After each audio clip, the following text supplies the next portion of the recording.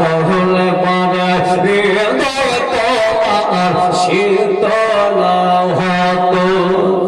সুবহানাল্লাহ। কালেমা পড়লে ভালো লাগে না লাগে না? জোরে বলেন না গো। ভালো লাগে। যারা নবীর আশিক হবে তাদের ভালো লাগবে, যারা আবু জাহেলের চেলা হবে তাদের কষ্ট হবে, হবে না? হবে। আলা হযরত আজিমুল বারকাত কানজুল কারামাত বলেন, গোলাম हमारे मुस्तफा दम देने से नहीं डरते, सरकार जाए या रह जाए कुछ परवाह नहीं कर सकती। আলা হযরত বলছেন যারা নবী পাকের গোলাম তাদের না আপনার বলা হয়েছে হক কথা বলার জন্য, নবীর আশিকরা সত্য কথা বলার জন্য জান লাগলে জান দিতে রাজি আছে।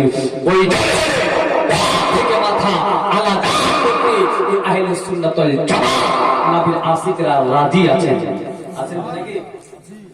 মুসলমান আলা হযরত আরেকটি শের বলেছেন, আলা হযরত বলেছেন শোনো, তারা মুরিদকে ডেকে বলছে, বলো এই মুরিদেরা আমি যখন ইন্তিকাল করব পর্দা দিয়ে দেব, আমাদের আচ্ছা কেউ